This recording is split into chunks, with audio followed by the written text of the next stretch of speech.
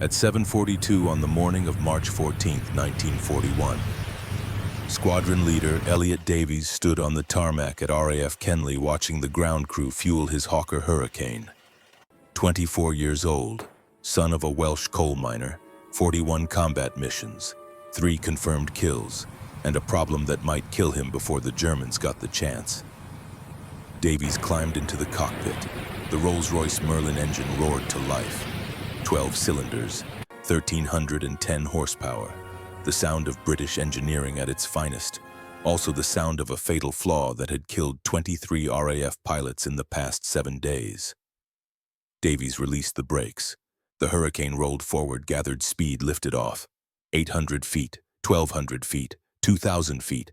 The aircraft banked south toward the Channel, toward France, toward the Messerschmitts. At 15,000 feet, Davies spotted them. 2 Bf-109s flying east. Altitude advantage was his. He positioned above them. Textbook tactical positioning. Everything by the manual. Then he pushed the stick forward. The Hurricane dove. 300 miles per hour. 350, 400. Negative gravity hit like a fist. Davies felt himself lift against the harness straps. His stomach rose into his chest. The world inverted, and the Merlin engine died. 1.5 seconds of silence. No roar, no power, just the whistle of wind over the wings and the hammering of Davies' heart against his ribs. The Messerschmitt pilot saw the stalled Hurricane, saw opportunity. The Bf-109 broke hard, right rolled inverted and escaped toward France. Davies fought the controls, pumped the throttle. The Merlin coughed, sputtered, caught. Power returned, but the Germans were gone. Davies had survived, this time. 23 other RAF pilots that week had not been so fortunate. The problem was simple physics with brutal consequences. Every Hurricane and Spitfire and Fighter Command used the same Rolls-Royce Merlin engine. And every Merlin used the same SU float chamber carburetor. A brilliant piece of engineering, reliable, powerful, nearly perfect. Except for one thing. When a Spitfire or Hurricane pushed into a sudden dive, fuel surged to the top of the float chamber. The jet starved. The engine died for 1.5 seconds. 1.5 seconds was enough time for a Messerschmitt Bf-109 to close 300 yards and open fire. The Germans did not have this problem. Their Daimler-Benz engines used direct fuel injection. No float chamber, no flooding. A Messerschmitt pilot could dive, climb, roll, invert his aircraft without losing power for a single heartbeat. It gave them a decisive advantage in every engagement. The pattern had repeated 27 times in the first week of March alone. British pilot spots German fighter. British pilot dives to attack. Engine cuts out. German fighter escapes. Or worse. German fighter circles back and puts 8mm rounds through the stalled Hurricane while the pilot fights desperately to restart his engine.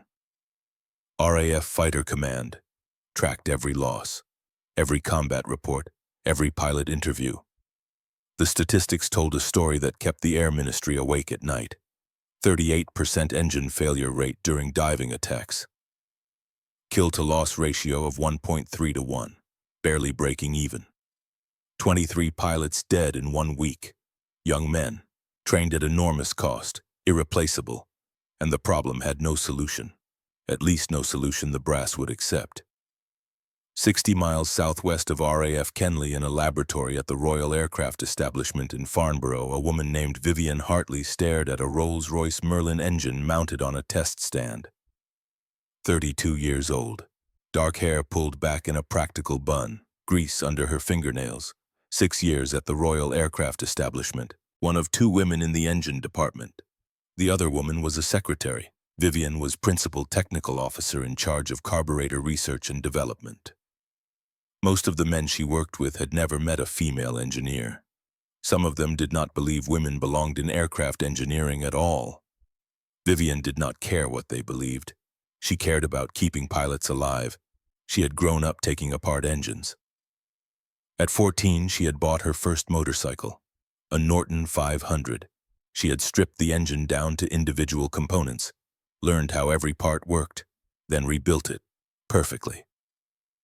Her father had watched from the doorway of their garage, a machinist himself, skeptical at first, then impressed, then proud. Most people see an engine as a mystery, he had told her. You see it as a puzzle.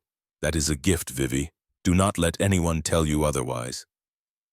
At 25, she had raced that Norton at Brooklands, the banked concrete oval, the cathedral of British motorsport, 106 miles per hour average speed. Fast enough to earn the British Motorcycle Racing Club Gold Star. Only the second woman in history to earn that award. Racing had taught her how engines failed under stress. High G turns, sudden acceleration, extreme lean angles. She had learned to feel what an engine needed before the gauges told her. Learned to hear the difference between a healthy roar and a dying cough.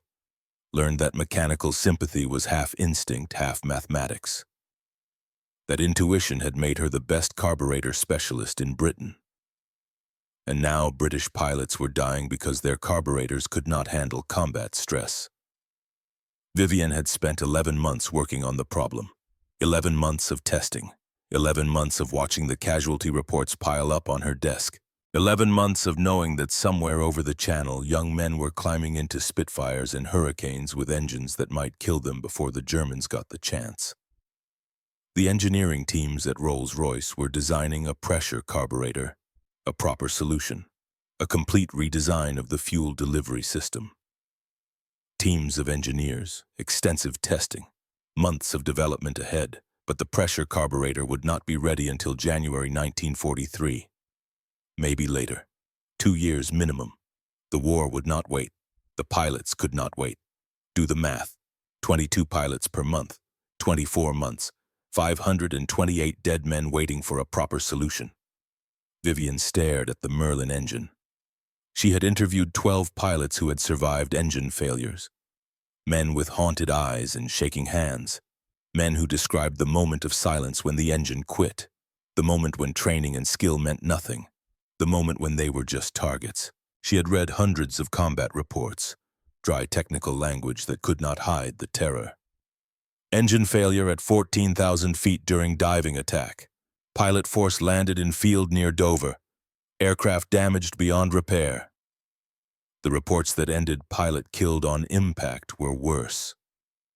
She had studied the German fuel injection system. Elegant, efficient, no float chamber to flood, but it would take years to retrofit British engines, years they did not have. She understood the problem better than anyone at Rolls-Royce, and she had an idea they would call absurd. The breakthrough had come in January. A cold morning in the Farnborough workshop. Vivian was testing the Merlin on the bench rig, simulating combat conditions, positive G, negative G, rapid throttle changes. She had brought tea, set the cup on the workbench, reached for a wrench. The cup tipped, tea spilled across the steel surface. Vivian watched the liquid spread, pool, overflow, run off the edge of the bench, and she understood. The float chamber carburetor was a container for liquid fuel, like a teapot, like her spilled tea. Turn it upside down and the liquid flows out. Simple physics. Gravity reverses. Fuel floods where it should not go. The jet starves. The engine dies. You could redesign the entire pot, make it more complex, add pressure systems, spend 2 years and thousands of pounds developing a perfect solution. Or you could just slow the pour, restrict the flow, not completely, just enough to prevent flooding. The engine would still get fuel, just not too much fuel, not enough to overwhelm the float chamber during 1.5 seconds of negative gravity. A brass disc with a precisely calculated hole in the center. Install it in the fuel line before the carburetor. Limit maximum fuel flow to slightly less than what the engine demanded at full throttle. Vivian cleaned up the spilled tea. Then she walked to the machine shop. She had an idea to test. She machined the first restrictor herself. Brass stock from the workshop supplies, a lathe, a drill press, calipers accurate to 1/1000th of an inch. The first attempt was too large, 0.06 inches. The bench engine ran, but performance dropped noticeably at full throttle.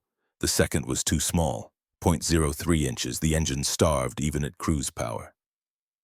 She worked through the evenings. After the day shift went home. The workshop was hers alone.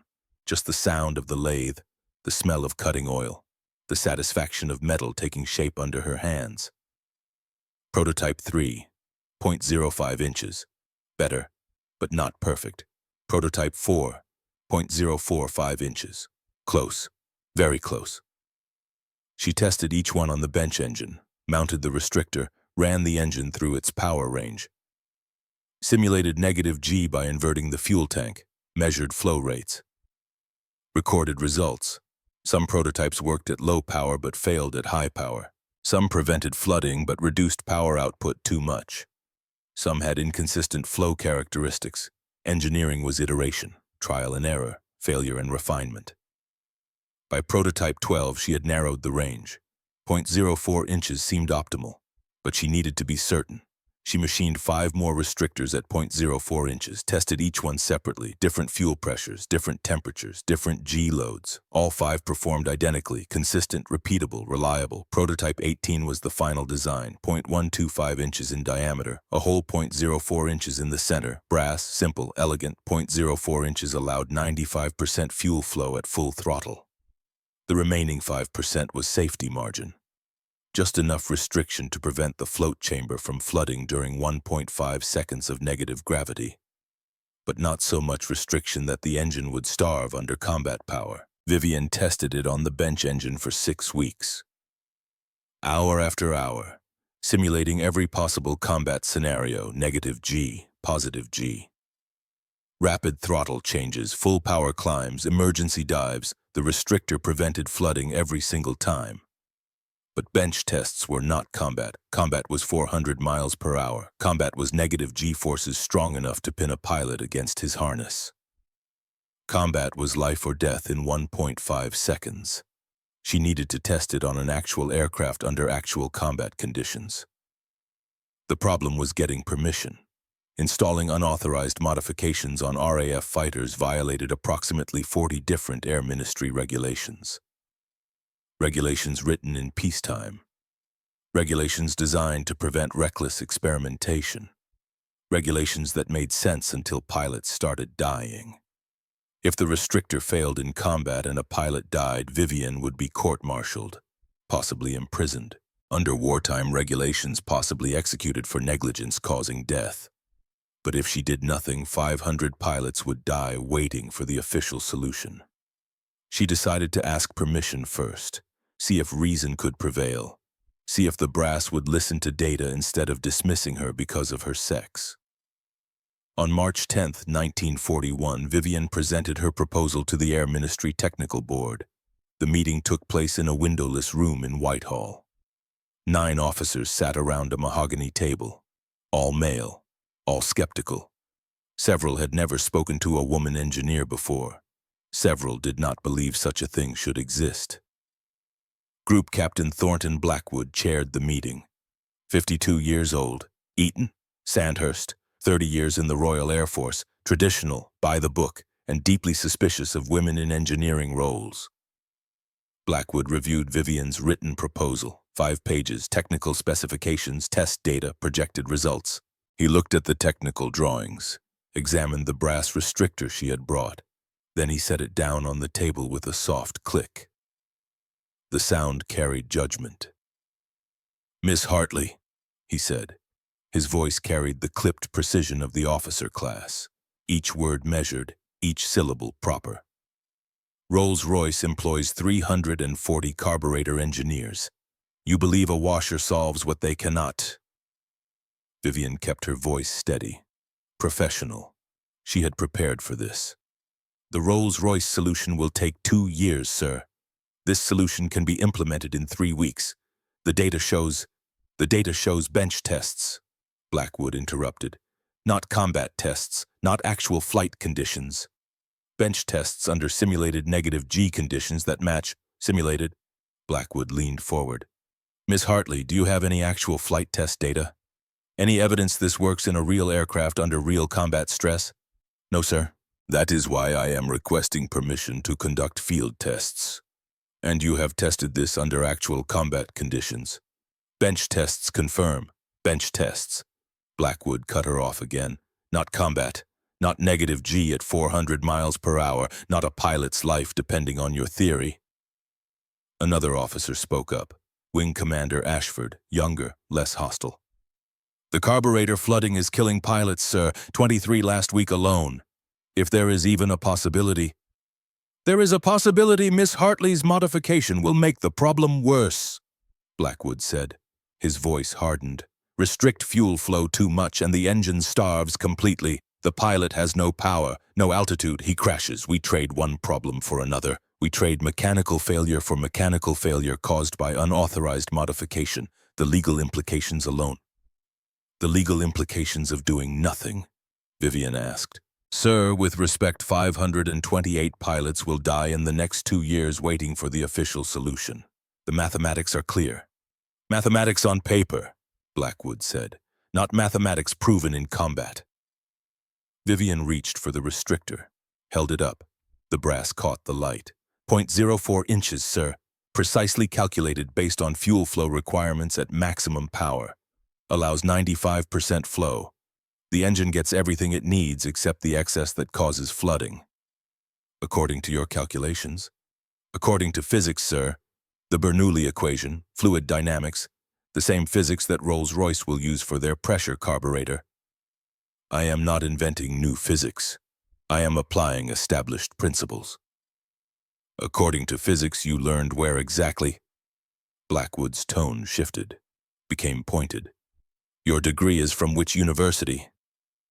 The room went quiet. Vivian had no engineering degree, no university credentials. Her knowledge came from practice, from racing, from 6 years at Farnborough working on actual engines instead of theoretical problems. I have 6 years of practical experience with Merlin carburetors, sir. I have no formal training, Blackwood said. No degree, no credentials beyond what appears to be an enthusiasm for motorcycles. The temperature in the room dropped 10 degrees. Blackwood leaned back in his chair. Miss Hartley, I appreciate your enthusiasm, but aircraft engineering is not the same as tuning motorcycles. This is combat. This is the defense of Britain. We cannot gamble pilots' lives on untested field modifications proposed by... He stopped, but the unfinished sentence hung in the air. Proposed by a woman. The board voted. 8 officers against, 1 junior flight lieutenant in favor. Proposal denied. Blackwood closed the meeting with formal language about proper procedures in official channels and the timeline for the Rolls-Royce pressure carburetor. Late 1943 at the earliest, he said. Possibly 1944. These things took time. Proper testing, certification. They could not rush critical modifications just because casualties were mounting. Vivian did the math in her head. 24 months, 22 pilots per month, 528 men. She left the meeting with the brass restrictor still in her hand. 2 shillings and 6pence worth of brass. About 50 cents American. Small enough to fit in her pocket, heavy enough to weigh on her conscience. That evening, Vivian received a letter from her husband. Commander Alistair Hartley, Fleet Air Arm, Flying Ferry Fulmars off HMS Illustrious.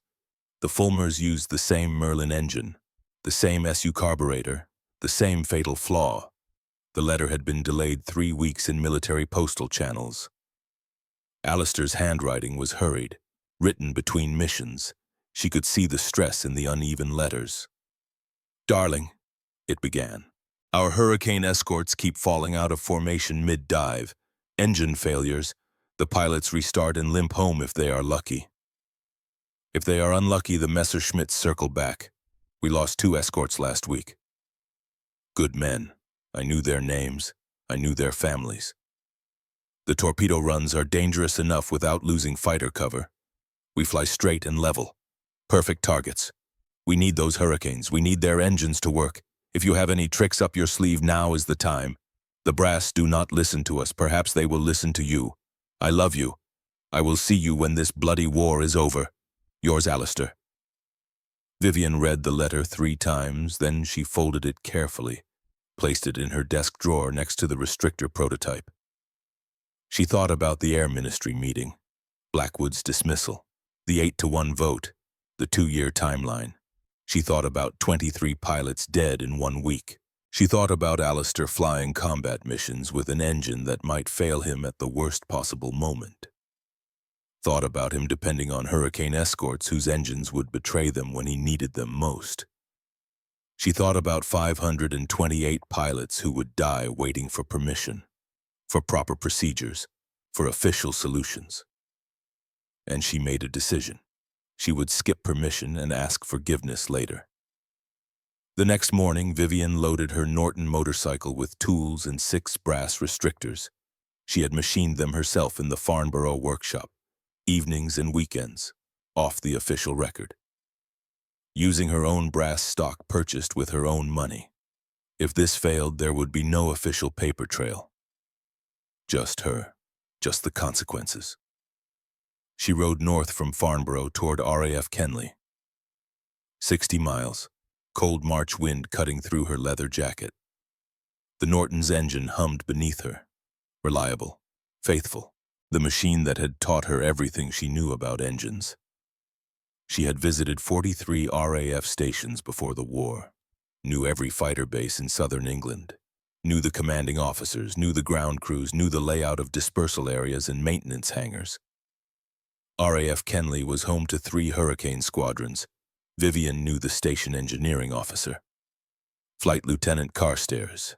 They had worked together on engine modifications in 1939, before the war, before everything changed. More importantly, she knew Sergeant Reginald Ashford, Reggie Ashford, 45 years old, RAF ground crew, 22 years of service, expert on Merlin engines, respected by every pilot and mechanic on station. He had 2 sons, both pilots, both dead from carburetor failures in the past 6 months. Vivian found Ashford in the maintenance hangar. He was supervising an engine change on a Hurricane. The Merlin was suspended from a gantry crane. 3 mechanics worked beneath it. Grease-stained coveralls, weathered faces, men who knew engines like other men knew their families. "Sergeant Ashford," Vivian said. He looked up. Recognition flickered. "Miss Hartley, Farnborough, isn't it? I need your help with something. Official or unofficial? Very unofficial." Ashford wiped his hands on a rag, nodded toward the back of the hangar. They walked past 2 mechanics working on a Spitfire, found a quiet corner behind a stack of oil drums and spare parts. Vivian pulled out one of the brass restrictors, held it in her palm. "This prevents carburetor flooding during -G. I have tested it for 6 weeks on bench engines. It works, but the Air Ministry will not approve it for field testing." Ashford examined the restrictor, turned it over in his calloused hands, held it up to the light, squinted at the hole in the center. "Why not? Because I am a woman. Because it violates regulations. Because they want to wait 2 years for the official Rolls-Royce solution." 2 years. Ashford's jaw tightened. The muscles worked beneath his weathered skin. How many more pilots dead in 2 years? 500, maybe more. He was quiet for a long moment, looked at the restrictor, looked at Vivian, looked past her toward the dispersal area where Hurricanes sat waiting for dawn patrol. "What do you need?" he asked finally. "Install this in Squadron Leader Davies' Hurricane. Tonight. Before his dawn patrol tomorrow. Do not tell him, do not tell anyone. If it fails and he dies, they will court-martial both of us, possibly execute us under wartime regulations.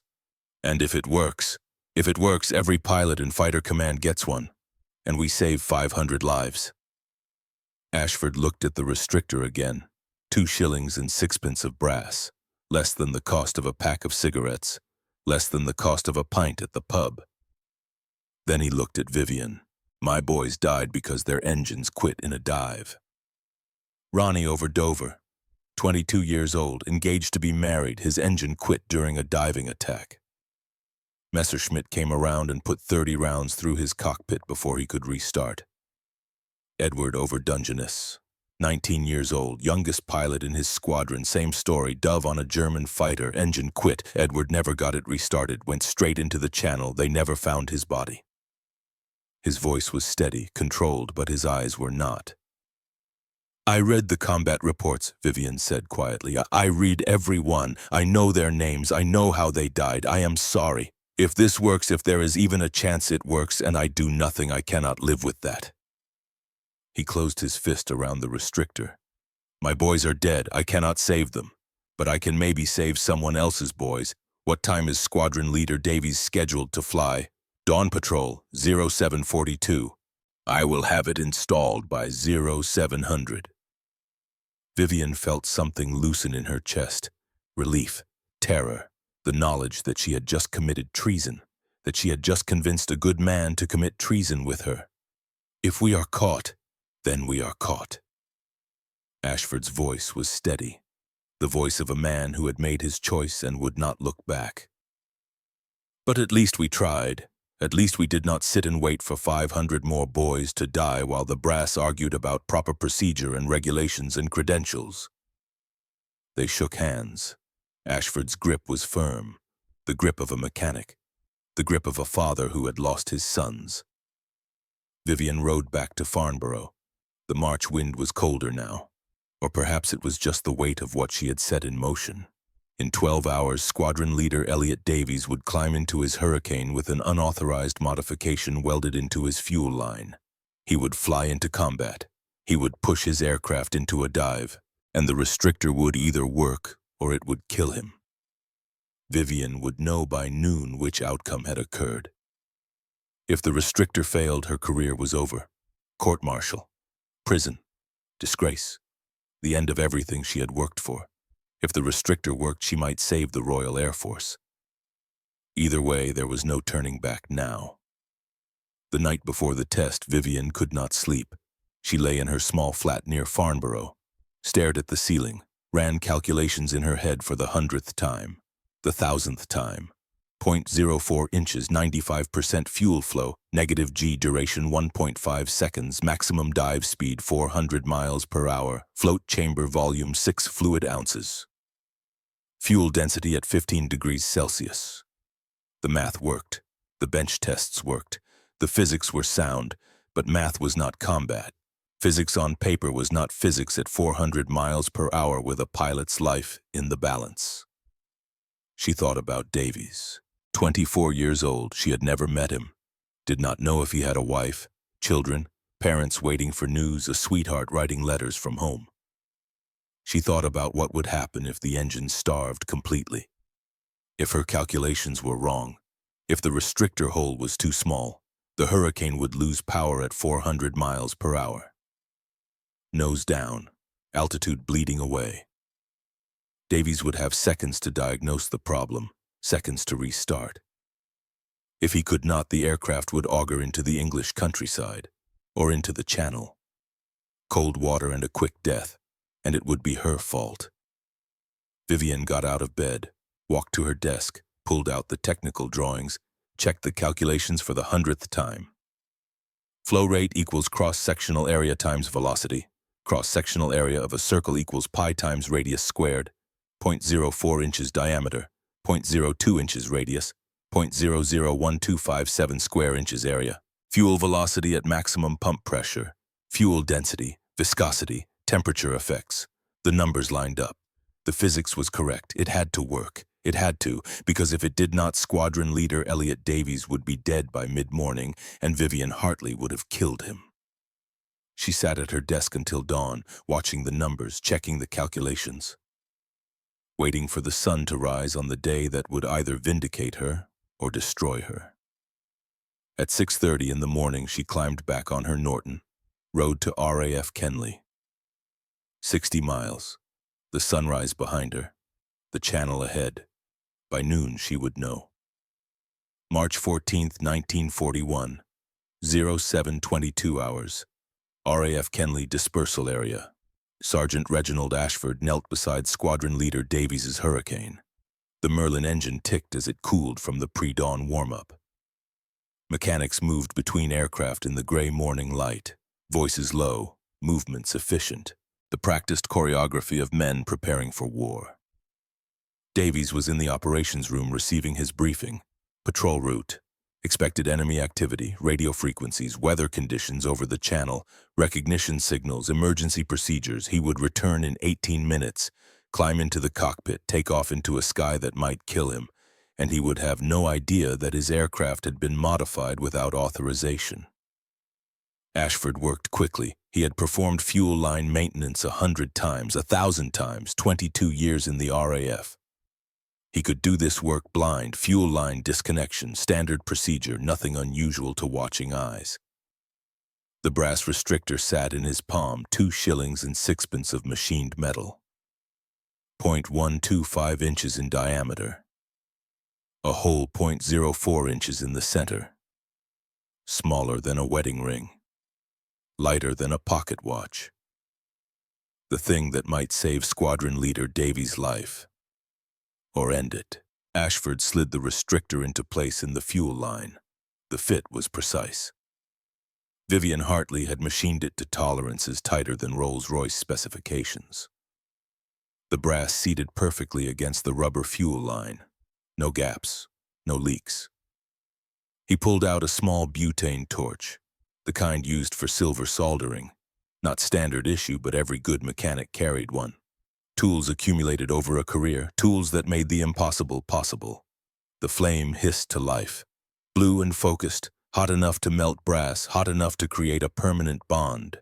60 seconds of work. The weld cooled quickly in the March morning air, clean, solid, professional, the kind of work that would pass inspection if anyone looked closely. The modification was invisible unless you knew where to look. Ashford reconnected the fuel line, checked for leaks, tested the connections. Everything tight, everything proper. No evidence of modification except for one small brass component hidden in the fuel system. He stood, wiped his hands on his coveralls. The restrictor was installed. If it failed, Squadron Leader Davies would lose power at 400 miles per hour. The hurricane would fall from the sky. Davies would die. And Ashford would spend the rest of the war in a military prison. If he was lucky. If they did not execute him. If it worked, everything changed. A Norton motorcycle engine rumbled at the edge of the dispersal area. Vivian Hartley killed the engine, dismounted. She wore a leather jacket and carried a pair of binoculars. Her face was pale, strained. She had not slept. She did not approach the hurricane, did not speak to Ashford, just nodded once. Ashford nodded back, no words necessary. The deed was done, the die was cast. In 20 minutes they would learn if they were heroes or murderers. Vivian walked to the edge of the tarmac, found a spot with clear sightlines to the southern sky. The channel was 15 miles away. On a clear day you could see France. Today, low clouds obscured the horizon. Gray sky, gray sea, gray future. Somewhere beyond those clouds, Messerschmitt fighters waited. The operations room door opened. Squadron Leader Davies emerged with 2 other pilots. Flight Lieutenant Morrison, Pilot Officer Kent, a section of 3. Standard patrol formation. Davies walked toward his hurricane. 24 years old, lean build, weathered face despite his youth, eyes that had seen 41 combat missions, eyes that had seen friends die. He moved with the quiet confidence of a man who had learned to live with fear. Not fearless, but functional, the kind of courage that showed up for work every morning despite the statistics. He did not know Vivian was watching, did not know his aircraft carried an unauthorized modification, did not know that his next dive attack would either validate or destroy a woman engineer's career. Davies climbed into the cockpit, strapped in, the ritual of preparation. Parachute harness tight, radio lead connected, oxygen mask fitted, gun sight aligned, trim tabs set. The Merlin engine coughed, caught, roared, 12 cylinders, 1,310 horsepower. The sound rolled across the dispersal area like thunder, like the voice of God, like the sound of war. Davies ran through his pre-flight checks. Oil pressure good, 60 pounds per square inch. Coolant temperature rising normally, 100 degrees and climbing. Magnetos firing on all 12 cylinders. Fuel flow steady, everything nominal. He released the brakes.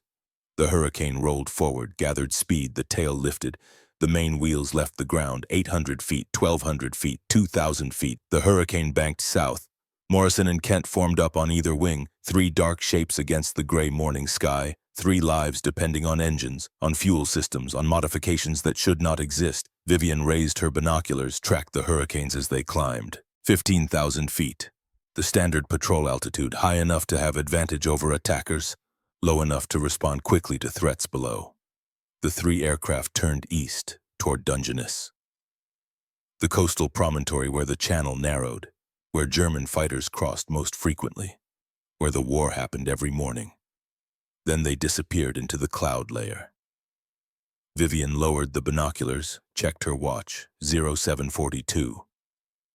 Now came the waiting. Ashford stood beside her. Neither spoke. What was there to say? Either the restrictor worked or Davies was dead. Either they had saved lives or committed murder. The universe would render its judgment in the next hour. Around them, ground crew prepared 2 more Hurricanes for the afternoon patrol. A fuel truck rumbled past. Mechanics shouted technical instructions across the tarmac, the normal sounds of a fighter station at war.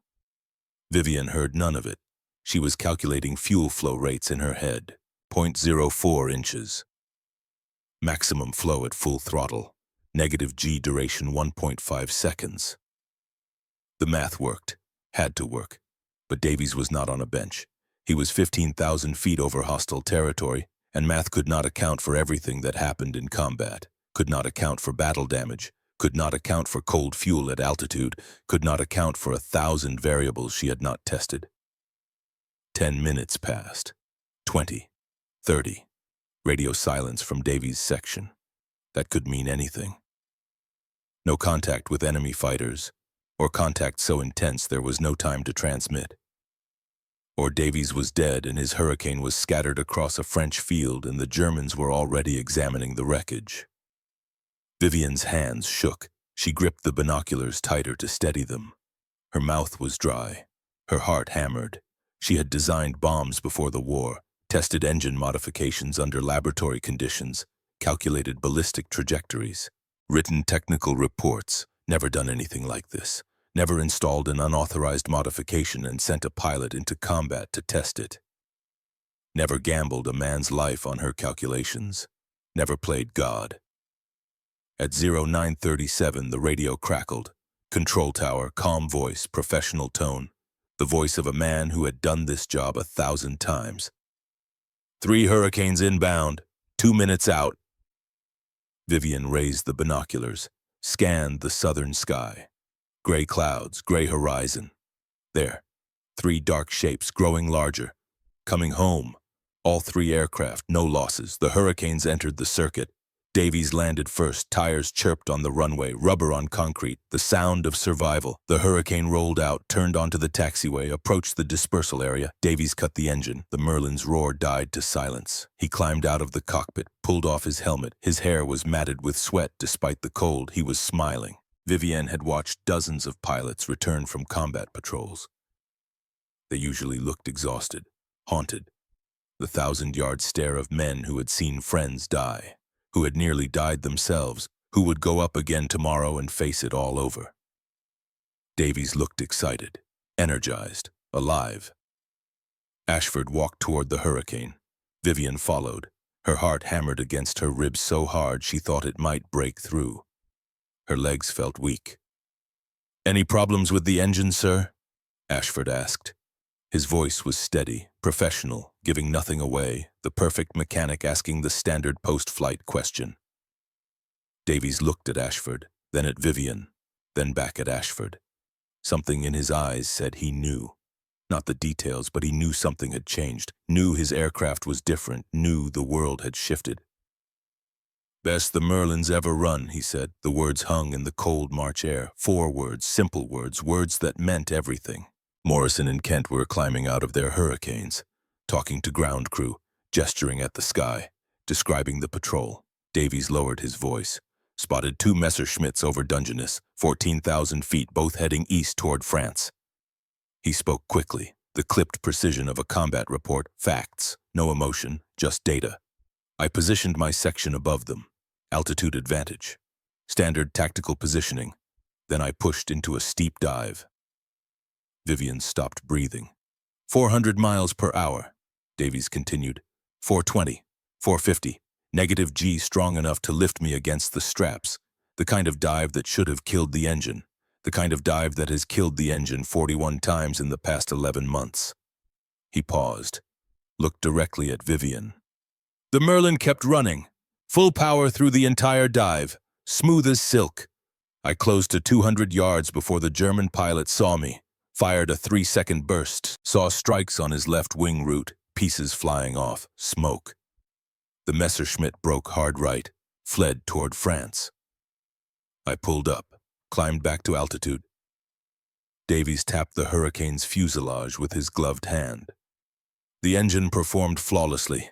First time in 11 months I have successfully pressed a diving attack without the engine cutting out. First time I have felt confident diving on a German fighter. First time I have not wondered if my own aircraft would betray me. Ashford allowed himself a small smile. Glad to hear it, sir. Davies turned to Vivian, studied her face. I want to know what maintenance did to my aircraft. Vivian hesitated. This was the moment, the decision point, confess to unauthorized modification, face the consequences, accept responsibility, or lie, claim ignorance, protect herself, let Ashford take the fall. She chose truth. A brass flow restrictor, she said. Her voice was steadier than she felt. Installed in the fuel line before the carburetor. Limits maximum fuel flow to prevent flooding during negative G maneuvers. 0.04 inches diameter hole. Allows 95% flow at maximum power. Davies stared at her for 5 seconds, processing, understanding, calculating what this meant. Then he turned to Ashford. Put that thing in every Hurricane on this station. Today, every aircraft. I want every pilot flying with this modification by sunset. It is not authorized, sir, Vivian said. Air Ministry regulations forbid unauthorized modifications. Installing it could result in court-martial. For all of us. Bugger the regulations. Davies cut her off. His voice was hard, final. The voice of a combat veteran who had seen too many friends die from preventable failures.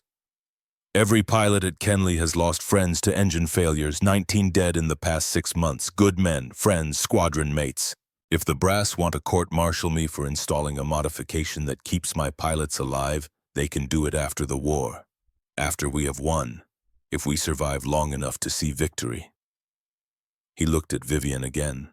How many of those restrictors do you have? 6. I kept one for testing documentation. 5 left. Install them now. I want 5 aircraft flying patrols with restrictors by this afternoon. And I want production started. How fast can these be manufactured? Any machine shop can produce them, Vivian said. Minutes per unit. The brass stock costs 2 shillings 6pence. The machining is simple. A lathe and a drill press. Any competent machinist could produce hundreds per day. Then make it happen. Ashford, you coordinate. Miss Hartley, you supervise quality control. I want these installed on every Hurricane at Kenley within 48 hours. Ashford nodded. Yes, sir. Davies walked toward the operations room, stopped, turned back. Miss Hartley, he said. Thank you for breaking the rules, for risking your career, for caring more about pilots than regulations. Then he was gone. Vivian felt her knees go weak. She leaned against the Hurricane's wing. The metal was cold under her palm, solid, real. It worked. The restrictor worked. Davies was alive. The engine had run flawlessly. The modification had performed exactly as designed. Ashford was already moving.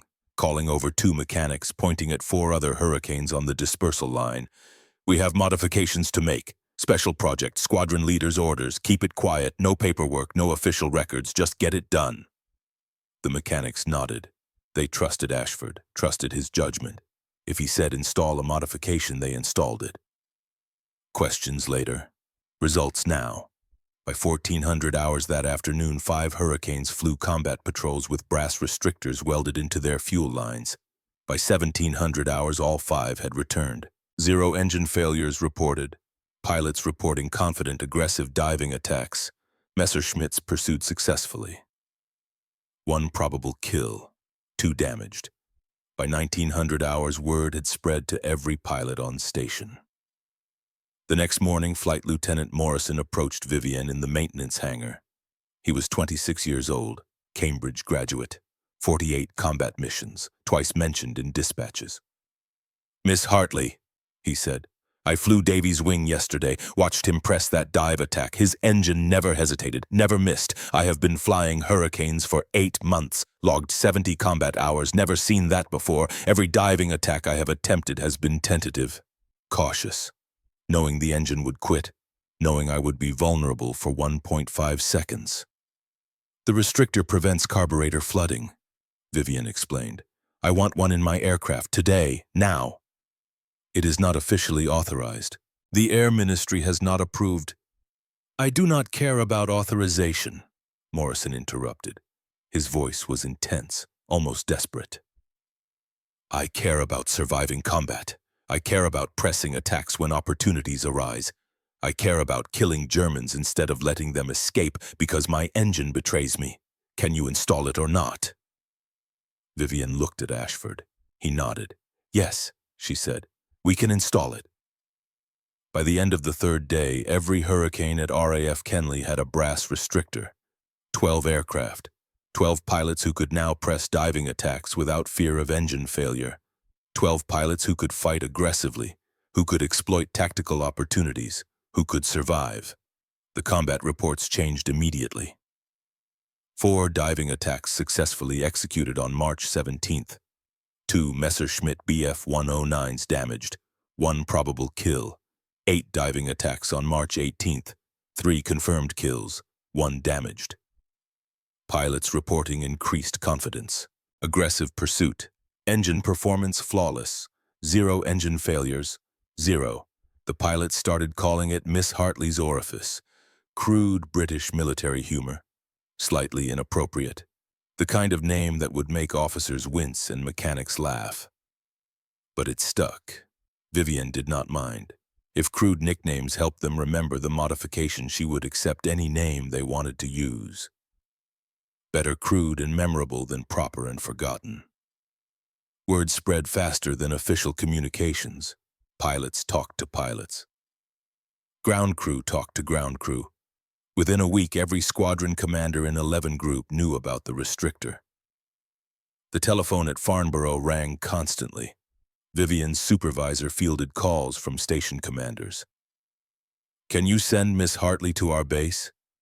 Can she bring more restrictors? How fast can these be manufactured? Our pilots need this modification immediately." Vivian received 14 phone calls in 2 days. Squadron commanders, engineering officers.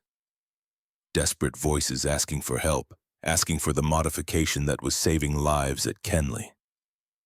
And then on March 18th, Group Captain Thornton Blackwood arrived at RAF Kenley. He came in a staff car, polished to a mirror shine, driver in perfect uniform. Blackwood emerged in polished shoes, perfectly pressed uniform, cap precisely aligned, the embodiment of military authority and bureaucratic power. He found Vivian in the maintenance hangar supervising an installation on Flight Lieutenant Morrison's Hurricane. "Miss Hartley," he said. His voice could have frozen water, could have stopped a Merlin engine. "Who authorized these modifications?" The hangar went silent. Mechanics stopped working, pilots stopped talking, tools lowered. Everyone turned. Vivian straightened, met his eyes. "I did, sir." "You, a civilian contractor, authorized modifications to His Majesty's aircraft in direct violation of Air Ministry regulations. Regulations we discussed 10 days ago in Whitehall. Regulations I specifically cited when rejecting your proposal." "Yes, sir." "You understand this is a court-martial offense. Multiple violations, unauthorized modification of military equipment, endangering lives through unapproved testing, insubordination, conduct prejudicial to good order and discipline." "I understand, sir." Blackwood's jaw tightened. A muscle worked beneath the skin. "Sergeant Ashford, you installed these modifications." Ashford stepped forward, stood at attention. "Yes, sir. Also a court-martial offense, 22 years of service, about to be ended in disgrace, imprisonment, dishonorable discharge." "Yes, sir." The hangar door opened. Squadron Leader Davies entered. Behind him 30 pilots, every pilot on station. They formed up behind Davies, silent, unified, a wall of men who had faced death and survived. Davies addressed Blackwood. Sir, if you are going to court-martial Miss Hartley and Sergeant Ashford, you will need to court-martial all of us as well. Blackwood turned. Squadron leader, you are interfering with... We refuse to fly combat missions without Miss Hartley's restrictor, Davies said. His voice was calm, absolutely steady. No emotion, just fact. Every pilot on this station has flown with the modification. 0 engine failures in 24 sorties. 4 confirmed enemy kills, increased confidence. Improved combat effectiveness. We will not surrender that advantage. Put that in your report to London. Murmurs of agreement from the other pilots. 30 voices, 30 men willing to face court-martial. Blackwood's face went red. You are threatening to disobey orders to refuse combat duty. That is mutiny, squadron leader. Mutiny carries the death penalty under wartime regulations. We are stating facts, sir. The restrictor works. Engine failures have dropped to 0. We are killing Germans instead of dying from carburetor failures. We are doing our duty effectively for the first time in 11 months. If the Air Ministry wants to take that away from us, they can find new pilots. Pilots willing to fly with engines that betray them. Good luck with that recruitment. This is mutiny. This is survival, sir. This is pilots refusing to die from preventable mechanical failures. This is men choosing competent engineering over bureaucratic procedure. The standoff lasted 10 seconds. Blackwood versus 30 combat pilots, authority versus results, regulations versus lives. A car pulled up outside, a civilian sedan, not military. A man climbed out, suit and tie, camera around his neck, notebook in hand, press. Someone had tipped off the newspapers, someone had called a reporter, someone wanted this story public. Blackwood saw the reporter, understood immediately this was no longer a simple disciplinary matter. This was public relations, potential scandal. The Royal Air Force could not afford stories about pilots refusing to fly, because the brass had confiscated a life-saving modification. Could not afford questions about why the Air Ministry rejected a solution that worked. Not while Britain was losing the war. Blackwood turned to Vivian. You will report to the Air Ministry Technical Board. Tomorrow, 0900 hours, Whitehall. Bring your technical data. Be prepared to defend your modification officially. Yes, sir. He left without another word. The staff car pulled away, tires on gravel, the sound of authority in retreat. Davies approached Vivian. They cannot court-martial you now. Too much attention, too many witnesses, too much risk of bad publicity, but they will try to shut this down officially. Be ready, bring data, bring proof, make it impossible for them to deny the results. Vivian nodded. I will be ready. That night, she took the train to London, brought technical documentation, test results, combat reports from the past 3 days, 12 sorties, 0 failures, 4 confirmed kills, statistics, data, proof, numbers did not lie. The next morning, March 20th, Vivian stood before the Air Ministry Technical Board for the second time. Same windowless room, same mahogany table, same 9 officers, but the atmosphere had changed. There were reporters outside the building now, questions being asked, pressure building, members of Parliament asking questions, families of pilots writing letters. Why was the Air Ministry delaying a modification that saved lives? Group Captain Blackwood opened the meeting. Miss Hartley has installed unauthorized modifications at RAF Kenley, 12 aircraft, in direct violation of regulations we discussed 10 days ago in this very room. Vivian set her folder on the table. I have combat data. 12 sorties over 3 days, 24 sorties total if you include follow-up testing. 0 engine failures, 12 successful diving attacks, 4 confirmed enemy kills, multiple damaged. Before the restrictor, we averaged a 38% engine failure rate during dives. With the restrictor point, 4%, 1 failure in 240 dives. She pulled out the reports, slid them across the table. Combat reports signed by pilots, flight logs, maintenance records, statistical analysis. One officer picked them up, read carefully, passed them to another. Wing Commander Ashford spoke, the junior officer who had voted in favor before. The data is compelling, sir. 38% to 0.4%. That is a 98.9% reduction in failures, statistically significant, operationally critical. Another officer. What is the cost of this modification? 2 shillings and 6 pence per unit, Vivian said. The official Rolls-Royce pressure carburetor costs £180 per unit. The restrictor is 720 times cheaper. Silence. Officers exchanging glances. Installation time. 12 minutes. Does not require removing the aircraft from service. Does not require specialized tools or facilities. Any competent ground crew can install it. Failure modes. If the restrictor fails, the engine receives unrestricted fuel flow, exactly the same condition as current aircraft, no additional risk. If the restrictor works as designed, engine failure rate drops 99%, asymmetric risk profile, minimal downside, enormous upside. More silence. The door opened. A new figure entered. Group Captain Hugh Dowding, head of RAF Fighter Command, the man responsible for defending Britain's skies, the architect of the air defense system, the legend. Every officer stood. Dowding was not just senior. He was the man who had organized Britain's air defenses, who had fought the Air Ministry for radar, for integrated control systems, for the tactics that had saved Britain during the Battle of Britain. He sat at the head of the table. Gentlemen, I have read the combat reports from Kenley. I have also read casualty reports from the past 6 months. Fighter Command has lost 147 pilots to carburetor-related engine failures. 147 trained combat pilots irreplaceable. We are losing this war in the air. German fighters have tactical advantages we cannot match. The Messerschmitt can dive without engine failure. Our Hurricanes and Spitfires cannot.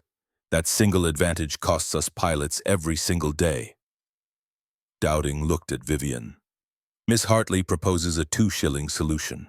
The data shows it works. Combat-proven, statistically validated, cost-effective. We can debate regulations and proper procedure and official channels, or we can save pilots' lives. I choose pilots' lives. I choose winning the war. He turned to Blackwood. I want 1,000 restrictors manufactured immediately. Installation begins at every fighter station in 11 Group within 48 hours, then 10 Group, then 12 Group. Every Hurricane and Spitfire and Fighter Command gets this modification within 3 weeks. Make it happen. Blackwood's face was stone. Sir, the proper solution from Rolls-Royce. The proper solution is 2 years away. Dowding cut him off. His voice was hard, final. We do not have 2 years. We might not have 2 months. The German invasion could come any day. Miss Hartley's restrictor works now. We use it now. We save lives now. He stood. Vote. 7 hands rose in favor. Blackwood and 1 ally abstained, refused to vote. But 7 was enough. Approval granted. Dowding left. The meeting dissolved. Officers filed out. The decision was made. Blackwood approached Vivian, spoke quietly. His voice was cold, precise. You got your approval through insubordination and mutiny, through violating every regulation and procedure. But understand this. When the pressure carburetor is ready, your little washer will be obsolete, forgotten, and so will you. History will remember proper engineering, not field expedients and crude workarounds. He left. Vivian stood alone in the empty room. She had won. The restrictor was approved. Production would begin. Lives would be saved. But it felt less like victory and more like having survived a battle. The real work was just beginning. Within 48 hours, Rolls-Royce received the production contract. 600 restrictors per week. Installation teams would tour RAF stations. Every Merlin engine in Fighter Command. 2,100 aircraft. Every Hurricane. Every Spitfire. 3 weeks to complete the rollout. Vivian assembled her team. 3 engineers from Farnborough. 2 civilian mechanics. Experienced men. Men who understood engines. Men who understood that quality control mattered when lives depended on your work. They would oversee installation, ensure quality, train ground crews, verify that every restrictor met specifications, that every weld was solid, that every installation was correct. The restrictor could be fitted without removing aircraft from service. That was critical. Fighter Command could not afford to ground squadrons while German bombers still crossed the Channel. Could not afford to lose even 1 day of combat capability. Vivian loaded her Norton motorcycle with tools and the first batch of restrictors. fresh from the Rolls-Royce factory, brass still bright from machining, each one measured, verified, perfect. She had visited 43 RAF stations before the war. Now she would visit them again, this time with a modification that would save lives, that would change the war. The first station was Biggin Hill, 32 Spitfires, 21 Hurricanes, 4 squadrons rotating through continuous combat operations. One of the busiest fighter stations in Britain. Station Commander Group Captain Grice met her at the gate. "Miss Hartley, I have lost 7 pilots to engine failures in 2 months. 7 good men. I want those restrictors installed immediately. Every aircraft, top priority." Ground crews worked in shifts, 4 aircraft at a time. Each installation took 12 minutes. Disconnect fuel line, slide in restrictor, weld in place, reconnect line, test for leaks, check fuel pressure, verify flow, sign off. 12 minutes that could save a life. The welding had to be perfect. A faulty weld at altitude could starve the engine completely, could turn a life-saving modification into a death sentence. Vivian supervised every installation personally, checked every weld, tested every connection, used calipers to verify every dimension, rejected 3 restrictors that did not meet specifications, sent them back to the factory. Demanded replacements. Quality mattered. Lives depended on quality. Pilots watched the modifications with intense interest, gathered around aircraft, asked questions, wanted to understand. Flight Lieutenant James Lacey had 41 combat missions. He had experienced engine failure twice. Both times during critical moments in dogfights. Both times he had survived by skill and luck. He asked Vivian how a simple washer could solve such a complex carburetor problem. She explained fuel flow physics, float chamber dynamics, negative G effects on liquid fuel, drew diagrams in the dirt with a stick, showed him the equations. Lacey understood immediately. He was an engineering graduate from Cambridge, understood fluid dynamics, understood physics. He called it brilliant simplicity, the mark of elegant engineering, solving a complex problem with the minimum necessary intervention. By March 28th, all 53 Merlin engines at Biggin Hill had restrictors installed. Vivian moved to Hornchurch, then Northolt, then Tangmere, then Duxford. The pattern repeated at every station. Ground crews working 12-hour shifts, pilots flying combat patrols with modified engines. 0 failures reported. Pilots reporting increased confidence, aggressive tactics, successful diving attacks. The restrictor worked exactly as designed, every time, every aircraft, every pilot. By mid-April, 2,100 Merlin engines had been fitted. Every Hurricane and Spitfire in fighter command, every operational training unit, every aircraft in reserve status. The modification became standard equipment. New aircraft rolling off production lines at Castle Bromwich in Southampton came with restrictors pre-installed. Factory workers trained in proper installation. Quality control procedures established. The combat statistics told the story. March 1941, before the restrictor. Engine failures in 38% of diving attacks. Kill-to-loss ratio 1.3 to 1, barely breaking even. April 1941. After the restrictor, engine failures in 0.4% of diving attacks, kill-to-loss ratio 3.2 to 1, clear air superiority. The difference was measurable, undeniable, statistical proof. 29 British fighters lost in April, 94 German aircraft destroyed, a transformation in combat effectiveness. Squadron commanders credited the restrictor as a major contributor. Pilots reported increased confidence in combat, psychological effects as important as mechanical improvements. They could press diving attacks without hesitation, could pursue aggressively, could exploit tactical opportunities, could fight the way they had been trained instead of fighting with one hand, tied behind their backs. And across the channel, German intelligence noticed the change. Luftwaffe Intelligence Headquarters, Pas-de-Calais, France. April 8, 1941. Oberst Heinrich Ritter examined the wreckage of a Hawker Hurricane. The aircraft had been shot down over Dunkirk 3 days earlier.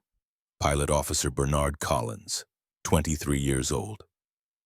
The pilot had not survived, but the aircraft was largely intact. Valuable intelligence. Ritter was 42 years old, career officer, technical specialist, 15 years studying enemy aircraft, finding weaknesses, exploiting advantages. His job was to understand British aircraft, find their vulnerabilities, report them to operational commanders so fighter tactics could be optimized. For 11 months, the weakness had been obvious. British fighters could not dive without engine failure.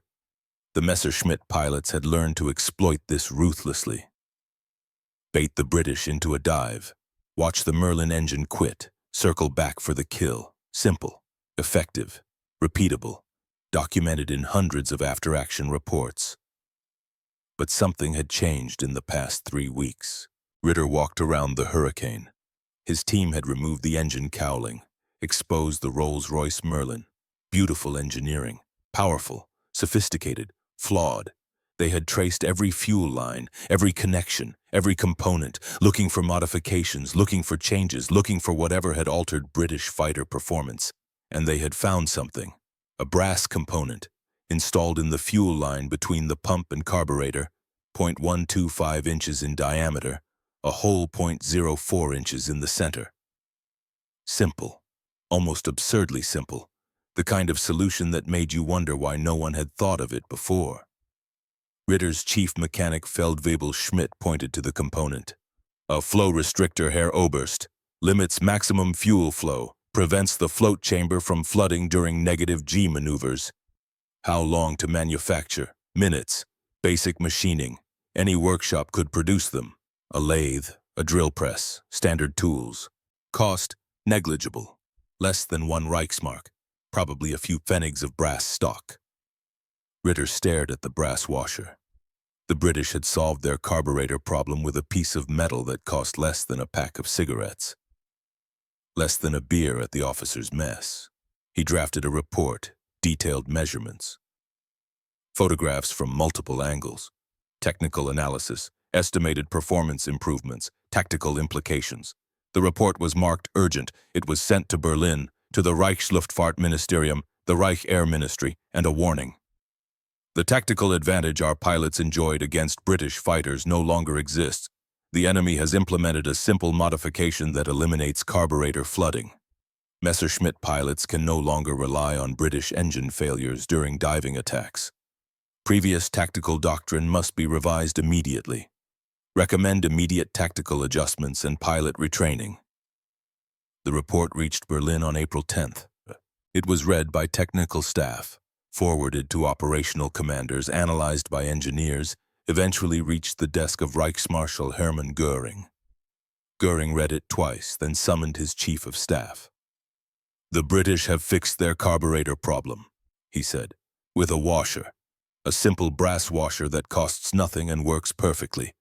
Our intelligence underestimated their engineering capability. Our Daimler-Benz engines use direct injection, Herr Reichsmarschall. We do not have this problem. We maintain our superiority. That is not the point. Göring's voice was sharp, impatient. The point is we had an advantage, a significant tactical advantage. Now we do not. The Spitfire was already a formidable aircraft, equal to our Bf-109 in many respects. Now it can fight in the vertical plane without limitation. Now British pilots can dive aggressively. Our qualitative superiority is eliminated. We are fighting on equal terms. He looked out the window, toward England, toward the Channel, toward the war.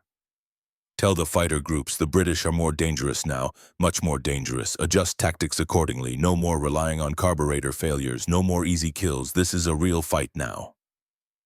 The message went out on April 12th. Every Jagdgeschwader commander received it. Every fighter pilot was briefed. Standing orders revised. Tactical doctrine updated. The British fighters had evolved. The easy kills were over. Among the German pilots who received the briefing was Major Werner Mölders, one of the Luftwaffe's top aces, 51 confirmed kills, a legend in the fighter community, a man whose tactical innovations had shaped German fighter doctrine. Mölders had noticed the change weeks before the official report. British fighters pursuing more aggressively, pressing dives they would have broken off a month earlier. Fighting with new confidence. He mentioned it to his wingman after a sortie on April 15th. "The Spitfires follow us through -G now," he said. "Their engines do not fail. Whatever they changed, it works. I tried the old tactic today, lured a Spitfire into a dive, expected his engine to quit. It did not. He closed a firing range. I barely escaped." "What does that mean for us?" his wingman asked. Mulders was quiet for a moment, thinking, calculating. "It means the war just got harder. It means we can no longer rely on British mechanical failures to save us. It means we must outfly them, not just outlast them. It means every engagement is now a real test of skill." By the end of April, the tactical advantage the Luftwaffe had enjoyed for nearly a year was gone, erased. The battle over the Channel became a fair fight, and Germany did not have the numbers for a fair fight. Summer arrived, the longest days of the year, maximum daylight for combat operations, more hours to fly, more hours to fight, more hours to die. The Luftwaffe shifted strategy. Less emphasis on bomber raids, more emphasis on fighter sweeps, freie Jagd, free hunting, Messerschmitts roaming over the Channel, trying to draw RAF fighters into battle, trying to grind down fighter command through attrition, trying to win through numbers since quality advantage was gone. RAF had to respond. Shipping needed protection, airspace needed defending, convoys needed coverage. Pilots flew multiple sorties per day, dawn patrol, midday patrol, evening patrol, flying until exhaustion, flying until the aircraft needed maintenance, flying until they won or died. Every Hurricane and Spitfire in fighter command now had a brass restrictor, 2,100 Merlin engines, 2,100 pilots who could dive without fear, who could fight aggressively, who could press attacks, who could win. The psychological effect was as important as the technical improvement. Confidence, aggression, the willingness to press an attack instead of hesitating, the knowledge that your aircraft would not betray you at the critical moment. July 10, 1941, a date that would later be called the Battle of Dover, the largest air engagement over the Channel since the height of the Battle of Britain the previous summer. At 1300 hours, radar stations detected a large formation approaching from France. Height 15,000 feet, course northwest, speed 280 miles per hour. Estimated strength 120 aircraft, Messerschmitt Bf-109s. Some Bf-110 twin-engine fighters, a massive fighter sweep designed to destroy RAF defenders. To clear the skies, to establish air superiority through overwhelming force. Fighter command scrambled every available squadron, 80 Spitfires and Hurricanes, every pilot, every aircraft, everything they had. Among them was squadron leader Elliot Davies, still flying from RAF Kenley, still flying the same Hurricane that had been the first to receive Miss Hartley's restrictor 4 months earlier. The aircraft that had proven the concept, the aircraft that had started everything. Davies led 12 Hurricanes, climbed to 16,000 feet, positioned his squadron above the German formation, altitude advantage, the sun behind them, textbook positioning. Everything he had learned in 41 combat missions, everything that kept pilots alive. He keyed his radio. Tally-ho, 100 plus bandits at Angels 15, Hurricanes going in. Good hunting, gentlemen. Then he rolled inverted and dove. 400 miles per hour, 450, 500, -G hit like a wall. Davies felt himself lift against the harness straps. The stick went light in his hands. The world inverted. Sky below, earth above. Physics reversed. The Merlin engine roared, full power. No hesitation, no stutter, no moment of silence, no betrayal. Just pure, beautiful, uninterrupted power. Davies closed to 300 yards, 200, centered a Bf-109 in his gun sight. The German aircraft filled his reflector sight. Perfect shot. Fired. 8 Browning machine guns, 4 per wing, 1,600 rounds per minute combined rate of fire. Tracers walking through the air, physics and geometry and violence. Strikes across the Messerschmitt's fuselage. Metal tearing, pieces flying. The canopy shattered. Smoke poured from the engine. Glycol coolant streaming white vapor. The Bf-109 rolled left, trailing fire. The pilot bailed out, parachute deployed. White silk against blue sky. Davies pulled up, climbed. His engine never missed, never hesitated. Perfect power through the entire maneuver. Around him, the sky filled with aircraft, Spitfires and Hurricanes diving into the German formation. Messerschmitts braking, turning, fighting, trying to escape, trying to survive. The RAF pilots were aggressive, pressing attacks they would not have attempted 6 months earlier. Diving without hesitation, confident their engines would not fail, confident they could fight in 3 dimensions instead of being limited to horizontal combat. Flight Lieutenant James Lacey flew Spitfire Mark II. He engaged 2 Bf-109s over Dover Harbor, saw them diving, trying to escape, rolled into a vertical dive, followed them down. 6 months ago, Lacey would have broken off. Engine failure risk too high, not worth the gamble. Better to let them escape than risk a dead engine and a dead pilot. Now he followed. No hesitation, no fear. His Merlin engine sang. Perfect fuel delivery. No flooding, no hesitation. Just power and reliability and the confidence to fight. Lacey closed to 150 yards. Fired. 3-second burst. The lead Messerschmitt took hits. Engine fire, black smoke. The pilot turned back toward France. Streaming smoke and flames probably would not make it home. Lacey pulled up, scanned for threats. Found another Bf-109 at his 10 o'clock. Turned hard, pulled 6G. Vision grayed at the edges, blood draining from his head. Came out behind the German fighter. Dove again. Again the engine ran flawlessly. Lacey fired. 3-second burst, the Bf-109 staggered. Pieces flew off the tail. Control surfaces damaged. The aircraft entered a spin. Uncontrolled. The pilot ejected. Another parachute. 2 kills. In 1 engagement. Because his engine let him fight in 3 dimensions without limitation. Because Miss Hartley's orifice worked exactly as promised.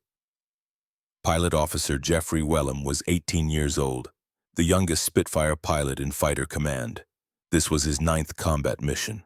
Still new, still learning, still terrified despite the training.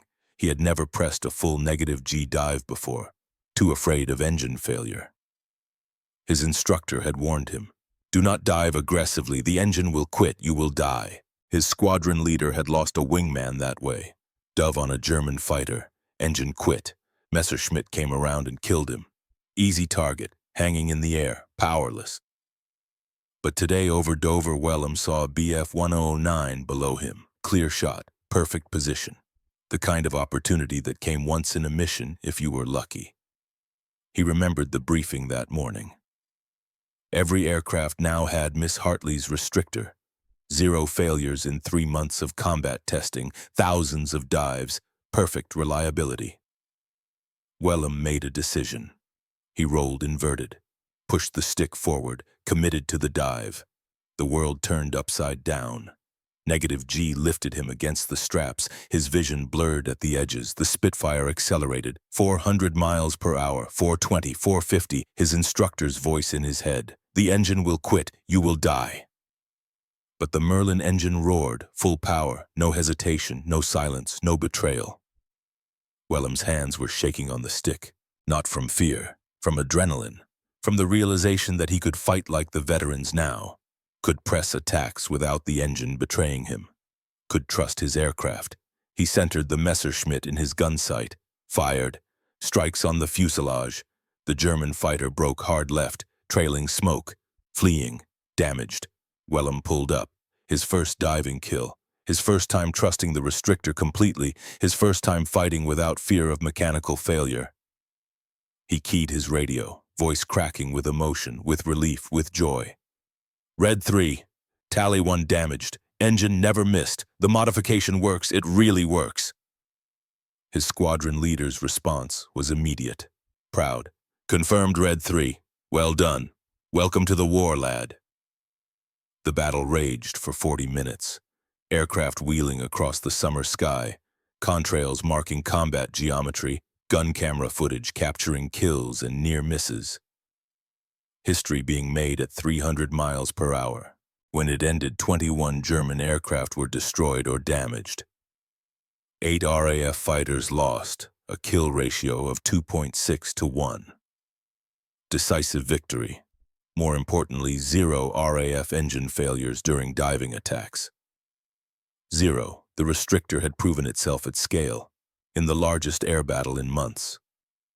Under maximum stress, maximum G-forces, maximum combat intensity, 80 aircraft diving and climbing and turning and fighting, and it had worked perfectly, every single time. Davies landed at Kenley, climbed out of his Hurricane, his hands were shaking, adrenaline and exhaustion, the physical aftermath of combat, the body's response to survival. Ground crew swarmed the aircraft, checking for damage, counting bullet holes, reloading ammunition, refueling, preparing for the next sortie because the war did not stop. Ashford approached. "Engine troubles, sir." Davies laughed, actual laughter, rare for a combat pilot after a sortie like that, after 40 minutes of maximum stress and violence. "Not once," he said. "I dove on 3 separate Messerschmitts, negative G every time, full power every time. The Merlin never hesitated, never missed. It is like flying a different aircraft, like fighting without a handicap, like having a fair chance to win." Word spread across fighter command that night, the Battle of Dover. 21 German aircraft destroyed, 8 RAF lost, 0 engine failures, perfect restrictor performance. Pilots talked, ground crews talked, squadron commanders talked. The restrictor had delivered everything promised, had transformed combat effectiveness, had saved lives. Squadron commanders compiled statistics, sent reports to headquarters. The data was undeniable. By the end of July, the numbers told a clear story. June through July 1941. Engine failure rate during diving attacks 0.4%, 1 failure in 250 dives, kill-to-loss ratio 3.4 to 1. Clear air superiority.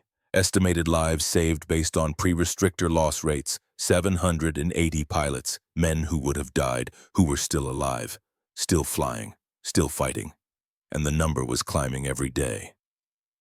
August brought more combat, more fighter sweeps, more opportunities to test the restrictor under every possible condition, more proof that simple solutions could solve complex problems.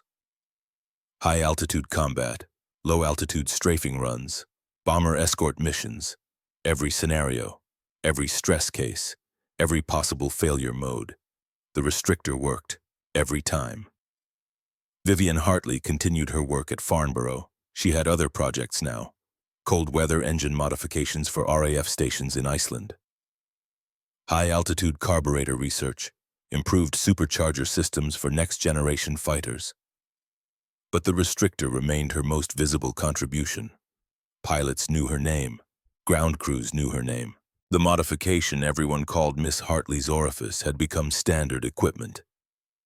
Part of the aircraft, part of the war effort. In August, she received a letter from her husband. Commander Alistair Hartley, Fleet Air Arm.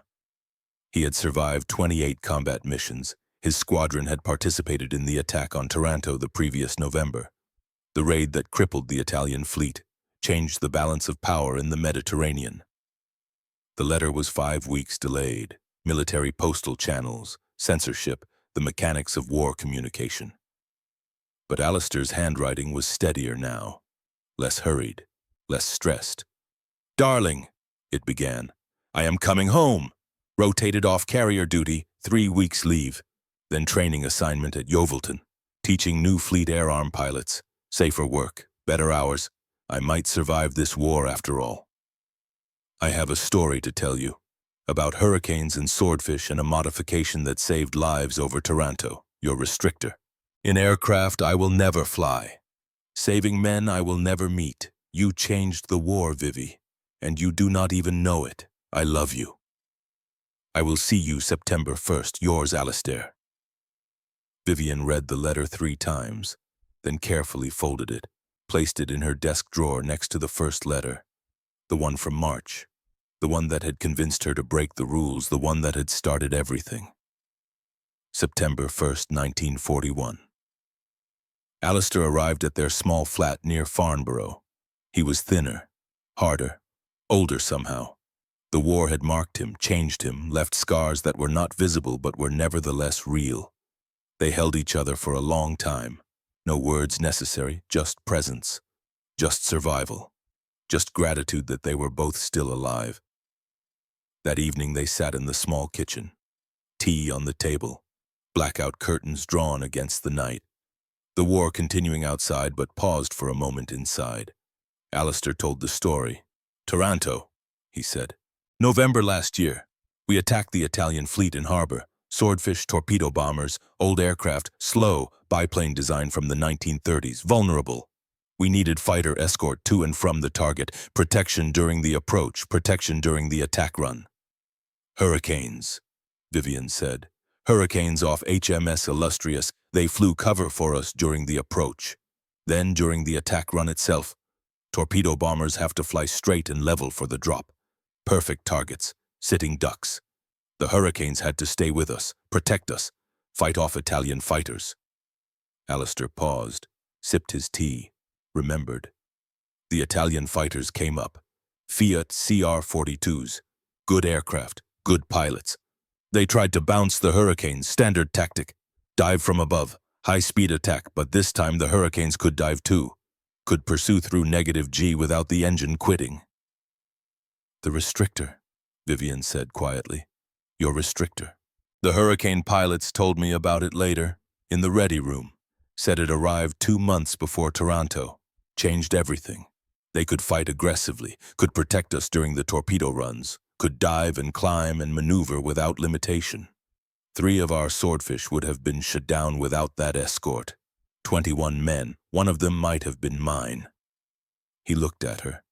"You saved my life and did not know it. You saved hundreds of lives, thousands now. And the brass still have not promoted you. Still treat you as a civilian contractor instead of the engineer who changed the war." "I do not need promotion," Vivian said. "I just needed it to work, needed pilots to survive, needed to do something that mattered. It worked. It is still working. Every day. Every mission." They sat in comfortable silence. 2 people changed by war, finding peace in small moments, finding gratitude in survival. Alistair deployed to Yeovilton 2 weeks later, training new Fleet Air Arm pilots, teaching them to survive, passing on the knowledge he had bought with 28 combat missions. Safer than carrier operations, he would survive the war. Vivian returned to her projects, but the restrictor continued spreading. RAF Coastal Command requested them for Beaufighter aircraft. Bomber Command wanted them for training aircraft. The Fleet Air Arm fitted them to carrier-based Fulmars and Sea Hurricanes. Production increased, 800 per week, then 1,000 per week. Rolls-Royce dedicated an entire workshop to restrictor manufacturing. Quality control procedures refined. Installation training standardized. By the end of 1941, the restrictor was installed in every Merlin-powered aircraft in British service. Standard equipment, part of the specification. Mandatory modification. The modification remained in use through 1942. Through 1943, thousands of restrictors, hundreds of thousands of combat sorties. Perfect reliability. In January 1943, Rolls-Royce finally introduced the pressure carburetor. The Merlin RM14 SM, the official solution, the proper engineering fix that had taken 2 years to develop.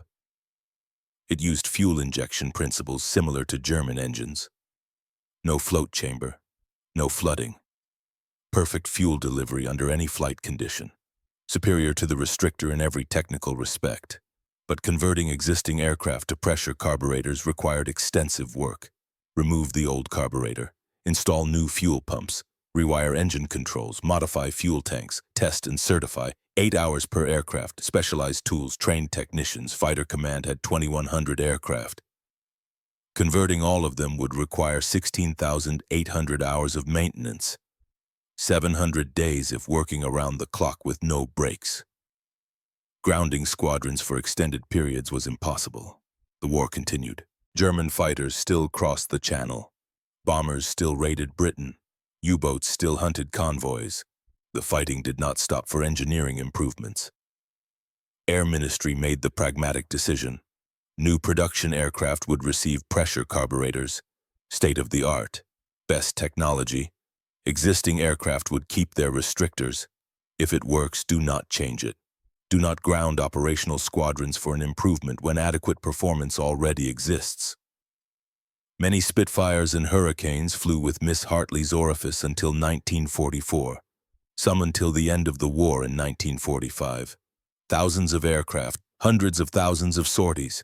Pilots trusted the restrictor. Ground crews knew how to maintain it. The modification had proven itself in combat, had saved lives, had won battles.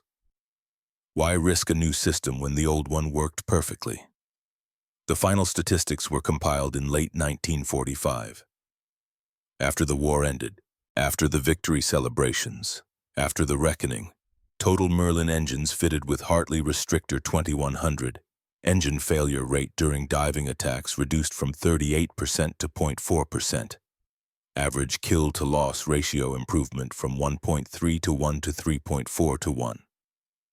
Estimated lives saved over 2,100 RAF pilots. Men who would have died, who survived, who came home. Total program cost £262.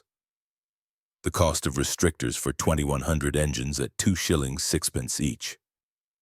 Cost of one Spitfire £9,500. Cost to train one replacement pilot incalculable. Years of training, resources. Experience that could not be replaced. The restrictor was the most cost-effective modification in RAF history. Possibly in aviation history. The best return on investment ever achieved in military engineering. And Vivian Hartley received almost no official recognition. Not immediately. The war ended in May 1945. Germany surrendered. Europe celebrated. Japan followed in August after atomic bombs. The world changed. The Royal Aircraft Establishment transitioned from wartime emergency projects to peacetime research. Slower pace, lower urgency, different priorities, different funding. Vivian stayed at Farnborough. She had no intention of leaving. Engineering was her life, her purpose, her contribution. She continued working. Cold weather engine modifications, high-altitude performance research, early jet engine fuel systems, the Bristol Olympus, the Rolls-Royce Avon, the future of aviation. In the late 1940s, she contributed to the Blue Streak missile program. Britain's first ballistic missile, fuel delivery systems, high-altitude performance. The problems were similar to aircraft, but the scale was different. Different challenges. She even designed a bobsled for the RAF Olympic team. Strange project for an aeronautical engineer, but bobsled design involved aerodynamics, weight distribution, friction management. Skills Vivian had mastered over 30 years. The RAF team used her bobsled design in competition. They did not win medals, but they did not crash either. Completed the course, represented their country. In November 1948, Vivian received a letter from Buckingham Palace. King George VI appointed her Officer of the Order of the British Empire, the OBE, recognition for her wartime contributions, services to aviation, saving pilots' lives. The ceremony took place in December. Vivian wore her formal dress, accepted the medal from the king, posed for photographs outside the palace. The newspapers covered it, small articles buried in the back pages. Female engineer honored for wartime work. Brief mention of the restrictor, more focus on the novelty of a woman receiving a technical award. The next morning, Vivian went back to work at Farnborough.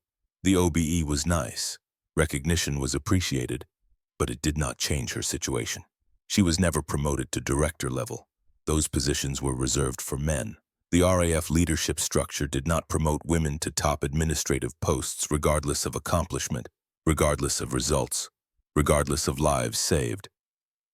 Group Captain Thornton Blackwood was promoted to Air Commodore. He published memoirs in 1952. The memoirs mentioned the restrictor program briefly, described how he had approved the innovative modification despite initial resistance from conservative elements. No mention of his opposition. No mention that he had tried to court-martial Vivian. No mention that pilots had threatened mutiny. History rewritten. Credit redistributed. Blackwood took credit. The press repeated it. Official history was written by those with authority, by those with rank, not by those who did the work. Vivienne accepted this limitation. She preferred hands-on engineering work anyway. Laboratory testing, field modifications, real problems with real solutions. Making things work instead of managing people. She continued at the Royal Aircraft Establishment until 1972. 33 years of continuous service. Longer than most male engineers, longer than Blackwood himself, outlasting those who had doubted her.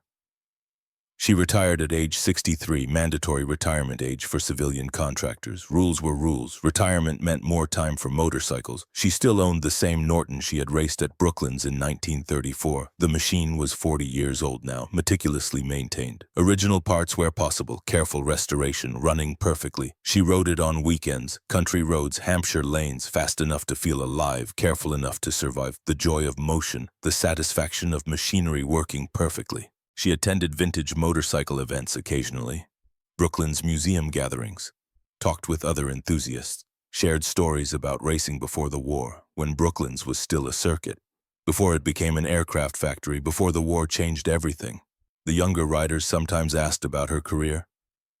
What did you do during the war? She told them about the restrictor, the brass washer, the pilots it saved, the battles it won. Most of them had never heard the story. History had moved on. New wars, new heroes, new stories. Alistair retired from the Fleet Air Arm in 1965. Commander, decorated veteran, distinguished Flying Cross, mention in dispatches, a career of service. They lived quietly. A cottage in Hampshire, garden, books, the Norton in the garage, peace after decades of war and service. They never talked much about the war. Too many memories. Too much loss. Too many friends who never came home.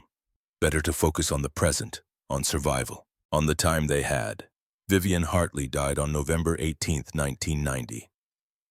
Age 81. Peacefully. At home. Survived by Alistair and a lifetime of engineering achievements. The obituaries in British newspapers focused on the restrictor, the brass washer, Miss Hartley's orifice. Everything else she accomplished was footnotes.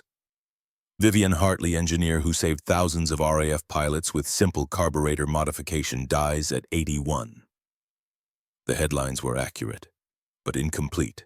A life reduced to one achievement, one invention, one contribution, but what an achievement, what a contribution. Alistair organized a small funeral, family, a few colleagues from Farnborough who remembered, some old pilots who knew what she had done. Squadron leader Elliot Davies attended. He was 73 years old, retired, living in Wales. He had survived the war, flown 117 combat missions, 19 confirmed kills, a career of service. Davies approached Alistair after the service. Two old men meeting at a funeral. "Your wife saved my life," he said. March 14, 1941. "First combat dive with the restrictor. My engine kept running. First time in 11 months. First time I felt confident diving on a German fighter. I pressed the attack, survived the war because of that moment, because of her courage, her engineering, her willingness to break rules." She knew, Alistair said. She kept records, read every combat report. She knew she was saving lives. That mattered more to her than recognition, more than promotion, more than credit. "I named my daughter Vivienne," Davies said. "Born in 1943, my wife asked why that name. I told her about the engineer at Farnborough. The woman who made the washer that kept me alive long enough to become a father, long enough to see victory, long enough to have a life." They shook hands, two old men bound by a piece of brass and a moment in history. For several years after Vivienne's death, the restrictor faded from public consciousness. Mentioned occasionally in technical journals, in aviation history books, in academic papers about World War II engineering. But the general public did not know the story, did not know about the woman who changed the war with 50 cents of brass. The 1990s brought renewed interest. Aviation historians researching the Battle of Britain rediscovered her contribution, started asking questions. Why was this woman engineer not better known? Why had her achievement been forgotten? Why did history overlook her? In 2011, a pub in Farnborough was renamed the Tilly Shilling. using her nickname from the RAF, the one pilots had called her. In 2015, the Brooklands Museum purchased her racing trophies. Her British Motorcycle Racing Club Gold Star Medal, the badge she had earned at 106 miles per hour in 1934. In 2018, Winchester Heritage celebrated her as one of Hampshire's extraordinary women. A plaque at the local library, a ceremony. Local schoolchildren learned her story, learned that women could be engineers, could change history, could save lives. In 2019, Royal Holloway University opened the Vivian Hartley Building for electronic engineering students. Modern facilities, research laboratories, a statue in the lobby showing a young woman with a brass washer in her palm. Her legacy lived on in unexpected ways. But perhaps the most important legacy was in engineering education. Universities worldwide began teaching the Hartley Principle, not an official name, not a formal theorem, but the term stuck. The concept endured. The principle was simple. Elegant solutions beat complex redesigns. Immediate field modifications beat delayed laboratory perfection. Results matter more than authority approval. Courage matters more than credentials. MIT taught it in aerospace engineering courses, Stanford in mechanical engineering, Imperial College London in systems design, Georgia Tech in problem-solving methodology. The restrictor became a case study, the gold standard for engineering under constraints. How to solve critical problems when time and resources are limited. When lives depend on speed. When perfection is the enemy of good enough. The lesson was not just technical. It was philosophical, about questioning authority, about trusting data over doctrine, about having the courage to act when action is needed. Sometimes the best answer is not the most complicated one. Sometimes one person with the right idea at the right time changes everything. In 2014, the lesson proved relevant again. Lockheed Martin's F-35 Lightning II faced a fuel system problem. High-altitude cavitation during negative G maneuvers. Different aircraft, different era, same physics, 73 years later. A young aerospace engineer at Georgia Tech had studied the Hartley restrictor as a case study. She proposed a modern version, 3D printed titanium flow limiter, $18 per unit, 30-minute installation. The alternative redesigned the entire fuel system, $340,000 per aircraft, 6 months of testing, fleet grounded during modifications. Lockheed chose the flow limiter, the Hartley solution. The chief engineer told Aviation Week in 2015, "We called it the Hartley solution. Sometimes a 1941 answer solves a 2014 problem. Engineering is not about complexity, it is about results." Miss Hartley understood that 70 years ago. We are still learning it today. The interview sparked renewed interest. Journalists wrote articles, historians dug deeper. The woman forgotten for decades became relevant again. Today, an original Hartley restrictor is on display at the RAF Museum in Hendon, London. Battle of Britain Hall, a place of honor among Spitfires and Hurricanes, glass case, brass washer, schematic drawings, technical specifications. The plaque reads, "Vivian Hartley's flow restrictor, cost 2 shillings and 6pence, lives saved over 2,100. Visitors stop, read, try to understand how something so small could matter so much. On a Saturday afternoon in June 2023, an elderly man stood in front of the display. He was 85 years old, leaning on a cane, a young boy beside him. Grandson, maybe 12 years old. The boy read the plaque. "Granddad, what is this?" The old man smiled. "That little piece of brass saved my squadron. 1942. I was ground crew at Biggin Hill. We installed those in every Spitfire on station. 12 minutes per aircraft. Changed everything." How pilots could dive without their engines quitting meant they could fight properly, attack aggressively. Before that they died, after that they survived, simple as that. Who made it? A woman, engineer Vivian Hartley. Nobody believed her at first. The brass dismissed her, called her ideas absurd. She had to break the rules, install it secretly, prove it worked. Then they gave her a medal and forgot about her, took credit themselves, typical. The boy looked at the restrictor. She should be famous. She should be, the old man agreed. But fame is not why she did it. She did it to save lives, and she saved mine. Saved thousands. That matters more than fame. That matters more than credit. That is what heroism looks like. Not glory. Just doing what needs to be done. They stood in silence for a moment, then moved on to the next exhibit. The restrictor remained in its case, a piece of history, a reminder that genius fits in the palm of your hand, that one person with the right idea can change history, that the simplest answer is often the right one. In 1941, while 340 Rolls-Royce engineers worked on an 18-month solution, one woman with a drill press and 2 shillings of brass saved 2,100 Royal Air Force pilots. Her innovation helped win the Battle of Britain, changed the course of the war, altered history. Her name was forgotten for 50 years. Today, engineering students worldwide study the Hartley principle. Simple solutions over complex redesigns. Field modifications over laboratory perfection. Results over authority. Courage over credentials. The lesson remains relevant in aerospace, in mechanical engineering, in any field where problems need solving and time is limited. Where lives depend on decisions. Where courage matters more than comfort. Vivian Hartley never sought fame, never demanded recognition. She just wanted the restrictor to work, wanted pilots to survive, wanted to do her part, and she did. 2,100 pilots came home because of a brass washer. 2,100 families did not receive the telegram they dreaded. 2,100 lives continued because one woman refused to accept that the proper solution had to wait. She saw the problem, understood the physics, machined the solution, broke the rules, proved it worked, and changed history. The brass washer sits in its museum case, small, unassuming, easy to overlook. But look closer. 0.125 inches in diameter, 0.04 inches for the hole. Dimensions calculated precisely, tested 17 times, proven in combat thousands of times. A masterpiece of engineering simplicity, a monument to the power of one person with the right idea at the right time.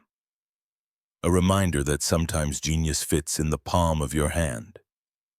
That sometimes 2 shillings and 6pence of brass is worth more than all the gold in the world. Vivian Hartley understood this, and 2,100 RAF pilots lived because she did.